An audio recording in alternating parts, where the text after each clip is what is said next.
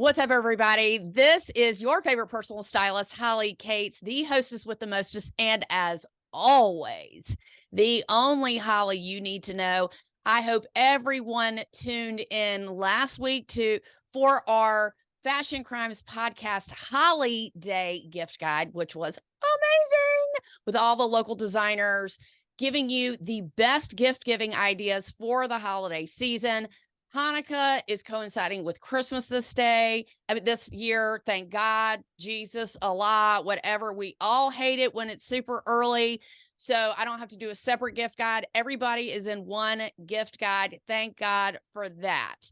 So if you are new to the Fashion Crimes podcast, thank you so much for joining us.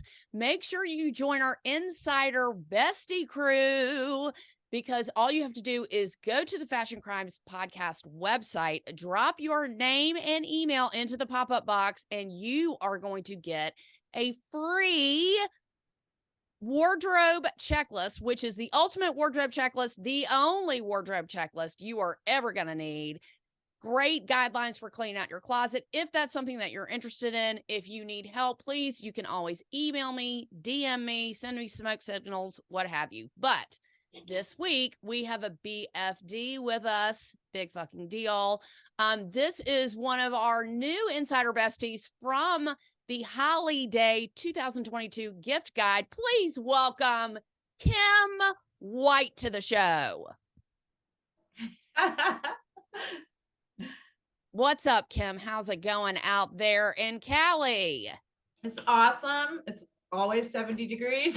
Oh my God, amazing. So Kim White is a handbag designer. She makes handbags and belts. That was established in 2003 in LA, which became a one-of-a-kind handmade textile bag business, with her actually sewing each bag herself. Now she bloomed it into a boutique business. She's got leather belts and bags. They're all made in the USA. Woohoo! With the finest craftsmanship, made by real people, one by one. This is a specialty line of leather goods that are made to last, with attention paid to the finest quality craftsmanship. The buckles that she uses are specialty belt buckles cast uniquely for Kim White. The craftsmanship, Avi, is key. Only gorgeous, high-quality leathers are used, and styles are designed to withstand the temporal trends. I love that, Kim. I'm so excited to meet you, to know you. I'm so happy that we are best friends now. I want you to tell us all about your business, all about you, and how you got started. Hit it. Oh my God. Okay. Well, I was born and no, I'm just joking. Okay. So what happened ultimately was I worked for a big fashion designer in Los Angeles for a really long time. And they were crazy, and bless the heart, but you have to be crazy to start this business, let me tell you. But anyway, so they went out of business eventually, and I found myself out of a job. I found myself so broke, I wasn't even paid for the past 3 paychecks or hotels. Oh no. I was screwed, and I was in an apartment at the time, and I'm just like, what am I going to do? And I did what I know. I went to thrift stores, and I went to estate sales and bought stuff I knew was worth money, and I sold it on eBay. I mean, I was one of those girls. Like, right. I paid my rent. And then I finally thought, like, what am I going to do? I know what I'm going to do. I'm going to do my dream. And if it doesn't work, I'll just get a job. I mean, had a good resume. I can do that. And so I just started this handbag line and this was the thing. I knew I just couldn't use any fabrics. I had to do something that was different, because you need a niche to get rich. And I swear to God, I'm like, okay, I have to be really unique, or else this is just going to bottom out. Right. So I emailed all my friends and I said, hey, anybody know of any like weirdo fabric? Like, because I wasn't qualified. I didn't have a leather machine. I had a fabric machine. I had to do fabrics, all I had. And somebody said, hey, go check out this place down in South Central Los Angeles. They're going out of business. I don't know what they have. And I'm like, all right. I jump in my truck. I go way down there in this like crappy part of LA, way, way down south. And there's this big warehouse. And I walk in and I'm like, wow, there's a lot of fabric in here. And I asked the guy, I'm like, what's the deal with this? He goes, oh yeah, we're going out of business selling our inventory. I'm like, okay. And so there was all these like decorator fabrics, you know, like stuff people would use for furniture. But then I'm like, what's over there? And he goes, oh, you're not interested in that. And I go, okay, but what is it? And he goes, it's old automotive fabric. And I'm like, what? He goes, yeah, like that's what we did. Our company, we sold auto fabric to people that were redoing their cars because let's say for instance, like Ford, they don't want to be in the business of selling fabric. So what they do, they design a car that has fabric interiors and they make a boatload of that fabric and they give it to people. They sell it to people so they can be the distributor. So anyway, this guy was a big distributor. He had a big place in LA, a big place in Vegas, and he was going out of business. I'm like, okay, so what kind of cars? And he goes, oh, all American cars from the 70s and 80s. I'm like, what? And I literally couldn't believe it. And I went and looked at it. I'm like, this is my niche. This is my niche to get rich. And I started this fabric vintage car line and it killed it. It killed it. Like my first month in business, I was like on ETV. I was on the in French Vogue. I was on, you know, all the fashion magazines back then, and this was in the early 2000s. So that's when it really mattered to have actual press. So that's my beginning story. So all of the fabric were used for interiors for cars, and you were making bags and belts out of all that fabric. No, just only bags at first. Okay. And it was made only out of vintage auto fabrics. And he gave me his swatch book so I can tell what fabric went into what car, so I can swatch. I had a little tag that said this went into a 1983 Camaro. This went into a 1980 Mustang. It was all 80s and 90s. And it was I still have a ton of it. I still sell it. I still do it. How did you come up with the concept for each bag? Where did you get, how did you figure out the functionality of your bags? You mean like what bags I designed? Correct. Oh, just a small and a medium and a large. So you only started with three. So yeah, you started with three. I did a tote. I did a small handbag, and I did a medium handbag, and then I sold them at a place in LA called the what is it called? The Trading Post, Melrose Trading Post, which is like open air flea market. They have them all over the country, but like this one's really cool because it's right in the heart of like the cool part of LA, and everybody goes. And I did that for a full year. Just sold my stuff at the flea market. And were you like selling out, or people were like, oh my God, I've heard about you? It took a while, and then all of a sudden it's like, oh my God. And then I learned a lot because even though my prices were so low, because I wanted them to be cheap so people would like buy them. And right. So like I think my little bags were 45, my tote bags were 75. But I got a lot of feedback, and it helped me change my like if I would have went right into the wholesale market, I would have been a bomb. Yeah. I need to learn from these customers to say, hey, this strap is too short, or this magnetic snap is falling right through. I was using a lining that was too thin. Like I learned so much. Thank God I spent a year selling directly to the public, and then I got into boutiques. So were you sewing each bag by hand? Yeah. Each one. So how long did each one take you to make? You know, I got pretty quick. There's only 3 styles. So I got really, really quick. After I cut them, I think the sewing, I can kind of kick those out in about 30 minutes. Wow. Yeah. Okay, so no, and I'm a really fast sewer. I've sewed my whole life. So I was just like, I was so, you know. And you never wanted to make clothes. You just wanted to make accessories. Oh no, I worked for a clothing company, and let me tell you, I wouldn't wish it on my worst enemy. Like the fit issues, all the stuff that could go wrong. I'm like, I don't want to return. And then belts and bags is like, you sell that. The only reason you'll get a return is because there's a quality issue. You're not going to get a return like, oh my God, like my butt doesn't look cute in this. Yep. You know what I mean? Like it's such a simple business once you can kind of get it going, because once it's out the door, you never see that again. So, okay. So you're selling out, you only have 3 styles. And then after that year, you're getting your quality control issues down. What happened the next year? Okay. The next year, I'm like, okay, I thought, okay, you know, now I want to be in stores. And I did something that makes me laugh to this day. So there's this one store in LA called Fred Siegel. Oh yeah, of course. Heard of it. It's like, it's kind of this known for kind of groundbreaking designers and styles and being really ahead of the curve. And a lot of stylists. Forever. Yeah. celebrities go, whatever. So I'm like, I want to be in that store. And me not knowing that much about what you're supposed to do, I just Mhm. took a big cart of bags and I went to Fred Siegel and I'm like, hey, I want to sell these bags. Who's the buyer? How do I do it? And the girl goes, oh, there's a girl over there. Oh, God bless her heart. I'm still Facebook friends with her. God dang, it'll pop into my mind. But I knocked on her office door and I'm like, hey, I have these bags made out of auto fabric. Do you want it? Can I show them to you? She's like, yeah, come on in. And like, we just Love sat it. on the floor, Indian style, went through the bag. She took them all. She took Amazing. them all, and she sold out. And we had a relationship from then on where she bought a lot from me and I was in that store for a really long time. And now she's no longer with that store. And I think that store actually kind of went out of Yeah. business. It was the Santa Monica one, but yeah. That's Well, then I incredible.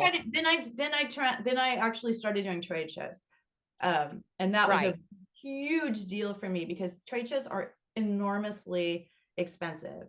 I mean, you do a trade show, you're talking about 10 grand Mhm. just to freaking show your empty booth and like you have to Right. fill it up and you sit there for 3 days and you're like, is that worth it? Like, Mhm. am I going to sell enough? And it was like really scary, but I did it. It was worth it and it was good. So you started doing trade shows Yeah. and still selling direct to consumer. No, And did I your had to stop. I had to stop because Fred Siegel's like, dude, like girls are walking into our shop with your bags on. We're selling them for 150 and you're selling it to them for 40. Like we can't do this anymore. right. So I had to shut that down. And that was like another, like, I kid you not, another year of poverty. I was doing good, making money, paying my bills. And then the stores are like, you can't do that anymore, or else we're not going to do business with you. And I'm like, Right. God darn it.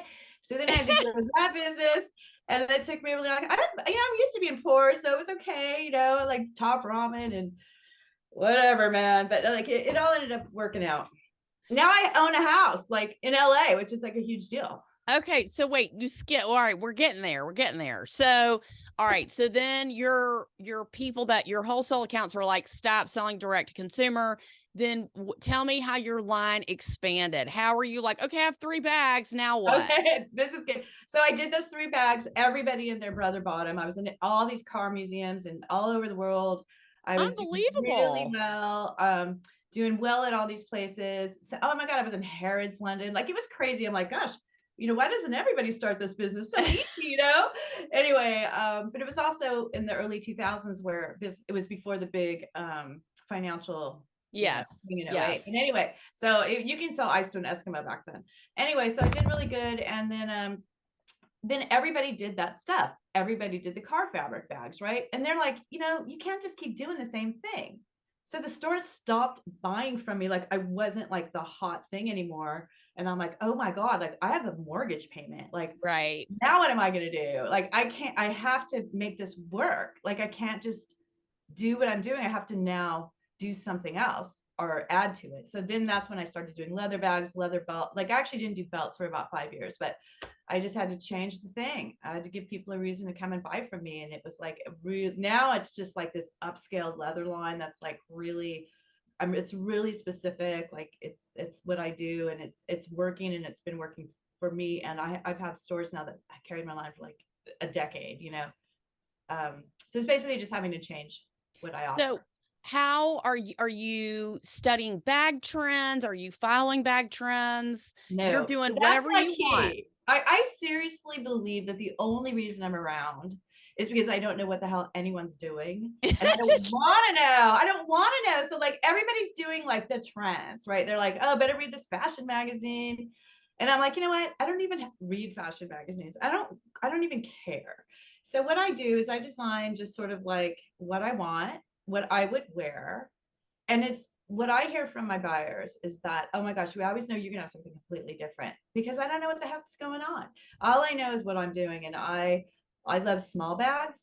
So I don't do any big bags. I do what I know, which is small bags. I love clutches and I love belts. So now belts has turned into like a really huge part of my line. So I mean, this is why I love your personality and I'm attracted to your personality because you are going out on your own and saying, this is what I like over here. If y'all want to buy it, great. If you don't, then I'll find something else, another way to eat, but I'm going to still keep doing this. I love that about you. It's so refreshing that And I guess it's that, you definitely have that California, type of attitude where you're, dancing on the waves and you're, going to the beat of your own drum. And that part of your personality, it really shows, I think, in your product because it is authentically you. And it's nice that you're not changing who you are and you're not designing a product for X store because that's what they want. That's not your brand. You're designing according to who you are. And that to me is why I love small brands. And we love here at the Fashion Crimes Podcast to support women small brands, because that to me is better than anything, because then you create that relationship with people, and that's why you're trading money for goods. You want to know where that came from. And now with the sustainability movement, can you speak to that? Can you tell us about, is that a concern for you? You have a slow batch process. Are you using a factory now? Or are you still doing everything by hand? Oh, no, I don't do anything anymore. The only time I do anything, I don't have time. I literally do not have time to do. I'm so busy, and it's a blessing and it's a curse. Because Yes. I'm so busy that it's stressful. Even last night, I woke up in the middle of the night going, oh my God, like so much on my to-do list. And then it's just whatever. So I'm happy I'm in business. I pay my bills. In regards to sewing anything myself, no. So you do have a factory? Well, I don't know if this is the thing. There's in LA, it's a very, very designer friendly city. And we've got a whole downtown that is full of fabric suppliers, leather suppliers, workers. Like I mean, for me, I feel like anytime no matter how much work I have, there's people that want that work and that will do that work and do it well. So I have relationships with like a couple of people I love. Like I love my belt maker. I love one of my bag makers. Like they're my main people. But when I have too much work, guess what? There's like another 10 people I can go to. So everything's made locally, because one thing I learned from working at my crazy fashion designer background was if you produce in a different country, there's no quality control. That stuff comes in and you are stuck with it. Correct. So this way, I can literally go to the shop and I can try it on and I'm like, oh my God, this is not working. Like we have to fix this, and we can fix it right away. So it's just working, with my people. And is it more expensive to people who are considering making their own line or doing something like that? Like somebody who might be a young designer just starting out, is it more expensive to do it that way? To work in your own city and find someone who will sew for you? Is it worth it, do you think? I mean, I haven't had a problem. So, again, I can only imagine if you're like in Iowa, which is where I was born, right? Where like, are there any people out there? Like, and maybe in a city like that, like LA is a big city. There's a lot going on here in every industry, and fashion is one of the bigger ones. But I don't know. I mean, all I know is my own story. I can't imagine having to do what I did in Iowa. I hear you, girl. How does that work? I know. I hear you. I mean, it seems like LA is a great fit for you. Let's talk about who is the Kim White customer? Who do you see over and over again buying your product? Definitely an older customer like myself. Like me. Yeah, because like usually older women have money, they have jobs, they have their own, especially if you're older, you have your own style. You're not like looking to be like, somebody you're not. And I feel like I have the customer is me basically. And it's somebody who likes good quality stuff, who likes novelty, also likes good basics, who likes color, who likes just something different and unique. And yeah, I mean, it's just me, it's what I would buy. And all of my stores, I have to say, I'm in very nice boutiques kind of all over the country. I think I'm in like 100 boutiques now. They cater to clients where I would shop. Okay. So it is a free flowing kind of woman, out there getting her own vibe on. Maybe she has her own business, maybe she doesn't, but someone who likes a little bit of edge and rock and roll, because that's what you seem like to me. Yeah. But I also do a lot of conservative stuff. I Mhm. always say, this is sort of my thing. My customer thinks they're cooler than they actually are. Oh, okay. Maybe more like me too, but like I feel like oh yeah, yeah, I love that, crazy pink lightning bolt belt, but you know what, I'm gonna get the black one, but like it's just somebody who's a little bit adventurous, but listen, I got to do a lot of basics. I do a lot of basics with just a tiny tweak, like all the super duper crazy stuff. My stores will buy a couple of that, but in general, it's for, I don't want to say a conservative woman, it's just for an older woman who likes a little bit of oomph to her outfit, or Little maybe for that edge. good party, Yep. or for that, definitely the party. It's definitely a way you walk in and you're like, okay, I've got like this crazy belt, like my bird belt. Like I'm just showing you because it's so Yeah, show it to me. ah. Okay, Show it so to us. I Oh yeah, did we talked about that. amazing bird. Yes. Like, I don't know if you can see it, but Love it. this Love it. with a black dress, you just walk in and you have this like crazy, like fun novelty thing. And it's just What like a little bit of what do you jewelry. call that belt? Was it just called Bird belt. and what is the price of that? I think it's 165, And it's which real is great. leather. I make the buckle myself, and it's backed in suede leather. I also do, like, I love color. I mean, I'll sell more black than anything, but I look at the blues. I mean, I'm doing blue. Like, I And is love that I this. love that. I It's so love funny that. because I just showed this in New York in September, sold a crap load of like burgundy and black. Come to LA in October, everybody wants the blue. So like it's just Interesting. funny how the different coasts like do different things, and definitely California does a ton of color. All right, so let's look at some of your bags. Can we see the lightning bolt bag? Yeah. Tell Okay. us about that. You see it? Yes. Yes. Love it. Okay, so I did this for me, and it's actually sort of an ode to the 90s when like designers like Betsy Johnson and all those, and I love New York and the 70s and whatever and the 80s. I just felt like, I'm actually, what happened, I was at this Nick Cave concert, and this chick was wearing this bag, and I'm like, what? And she was wearing a bag that wasn't this size, it was bigger, and I'm like, what is that?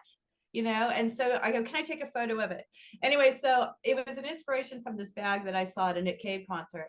And then I actually want to make tote bags too, but and look, it has a back pocket, so you don't have to open your bag to get your purse. Can we see the Your phone. inside? Show us the Yeah. inside. So it's lined in burgundy canvas. Everything I did Very is really nice. nice, like really Does it have a beautiful. chain too? It does. It has a strap. I mean, you can Very wear it with nice. a clutch or a strap. Um, so this is just one of them, and this is a real novelty bag, and I didn't really expect to sell a lot. And but some of my stores who bought it, they actually are selling it, but they'll go larger into more of my conservative things, which is things like the baguette clutch. It's really a cool shape. It looks kind of like very stylish, but it's more of like a really great thing when you're going out, and Very not chic. like these crazy loud. And how much is how much is the lightning bolt bag? These I think are 275, which And is a then great deal. hold up the other one. How much is the other one? These ones are, I think, 175. And then open that. So let's see the inside of that one. Yeah, so this is leather here. Very nice. Beautiful heavy duty canvas, so it doesn't rip. I think of everything. And it really doesn't go out of style. It's very classic, but with an edge. Yeah. Oh, let me show you. This is one of the first bags I designed. I love this. I love this leather. It's like it's a embossed pyramid, but Super I also cool. make this ring. And Okay. it's really good shape. I love this shape because the size is perfect. You can kind of fill it up, but it still looks small. But this is nice because you could unsnap it, and then you have a wristlet. Look at that. Yeah, and clutches, when us ladies go to the bathroom at a restaurant, where do you put the clutch? You can hang it on the back of the bathroom door. Genius, I say. Genius. Genius.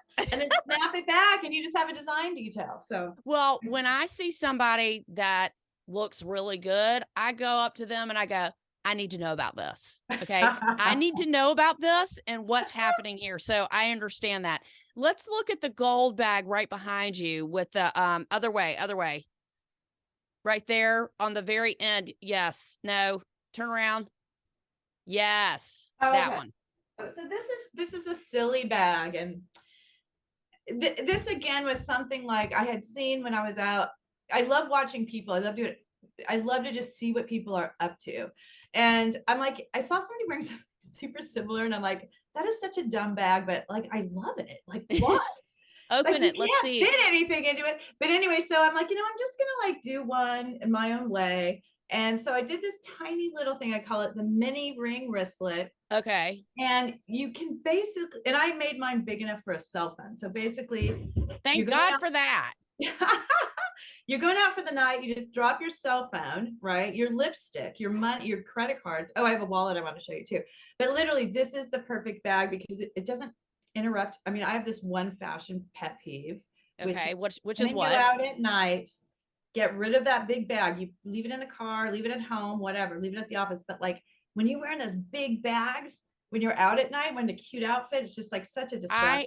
I have been preaching that. It's also part of my wardrobe list that a woman has to have 3 bags. A tote bag, which I call a boss bitch bag. Okay. You cannot walk around some busted ass bag to work, a regular size purse, and then a clutch. So don't be taking your fucking grandma purse out to the club, a party, whatever. Talk about sit around and watch people. I am a very tough critic, but in a loving way, because I want you to look good. Okay. So I totally get that. I totally get that. I just the other night, I don't know if you know that band L7, like Yes. a great all girl punk band from the 90s. Anyway, they did a 30-year anniversary tour. Anyway, me and my friend went. And of course I'm just checking out the audience because it was so cool. There's people in like I saw Billy Idol was there. Nuh-uh, amazing. Yeah. And there was like a bunch of, remember when people did their hair like, what was this called again? Mohawk. No, there was just a lot of good fashion, right? And there was like all age groups, like mine that saw them in the 90s, but Yeah. then a bunch of kids that are just like totally into them again. But anyway, so we're just like checking out everybody's like outfits and stuff. And I God, I saw way too many girls with big bags. I'm just like sad. I kind of wanted to go up to them and be like, You wanted to set up a booth. You wanted to set up a booth. Speaking of punk bands, like we used to go see Guar. oh my God, I've seen Guar. I've Oh my seen God. Guar. I can't even tell you. Like I'm embarrassed how many times I've seen them. I've seen Guar. I've seen like Korn. I've never been to Korn, but Korn is making a comeback for this generation, I think. Yeah. I don't know if it's the same people, but I went through that phase too. So I totally feel you. But Well, I have a funny story. When I went to one of my contractors, and his son was wearing an Agent Orange t-shirt, which was a punk band in the 80s. And I'm like, hey, I used to date the drummer for like 5 years of that band. He's like, no way. And I'm like, I know all those guys. And he's like, he looked at me like, you dork, because I know I don't look good when I'm working. I just literally, I don't even wear makeup. I wear crappy t-shirts and jeans. And he's just like, he probably thinks I'm some, soccer mom or something. And he's like, you? Anyway, it's very funny. Very funny. Yeah, there's a whole new generation of kids that are like, oh, by the way, can I just say, it's because of these kids that I started bringing back a lot of the 80s and 90s belts. I have to show you my pyramid stud belt. Remember these?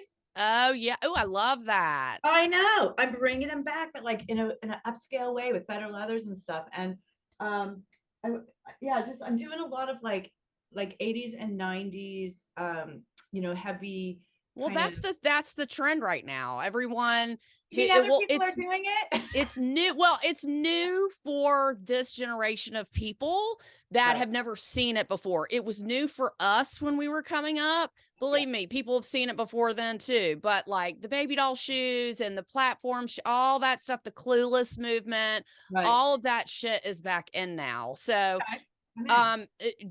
So you are following a trend, but in a very indiscreet, nondescript way, because that's what people are looking for, because they want the fashion cycle runs on 20 years, 20 to 30 years. So what was popular 30 years ago is popular now. So you're right on you're right on target. Makes sense. And I personally love it, and I never outgrew it. Like I'm still wearing the black eyeliner. Oh yeah. I mean, yeah, totally. I've been watching these makeup videos, like how to make your eyes look bigger. I'm like, oh yeah, sign me up for that. I need that. But it's funny because the core of who you were as a teenager, and a young person coming up, that still shows through with the essence of your product, because it's not, something that it's ageless is what I'm trying to say. It's ageless. Anyone of any age can use your product, and you don't want to worry about sizing. So, you're just doing accessories. So what's next for you? You want to do a tote bag, and what else do you want to do? Yeah, I've already done a tote bag. Where is it? I don't even know where it is at this point, but oh, here it is. Wait. Uh, I'm not totally done designing it, but it's, see the lightning Ooh, bolt? I love it. Oh Right? my And look God, I at love big it. pocket, a different color pocket, totally I love it. lined with a place to hang your key. So this is kind of like the first one, and then I'm gonna kind of figure out colors and stuff now. Dying for that. Dying, And it's dying. lightweight. I always feel like sometimes tote bags weigh a lot. I want my tote bags to weigh nothing. Um, like I love this one. It's just Okay. this kind of the super soft leather that has a smoky silver metallic over it. Right, right, right. But it weighs like, I don't even think it weighs a pound. Amazing. I love it. Like a nice everyday bag. And when you go out, do you get compliments like, where'd you get your bag? You're like, oh, I made it. Oh gosh, no, it's funny, no, but every once in a while I spot mine on other people, and then Wow, that's I'll amazing. compliment them. That's Um, amazing. I've been complimented on something I do maybe a couple times, but it's not, I don't really like go out going like, oh, I better go represent, I kind of just go out with just not really thinking about my business so much.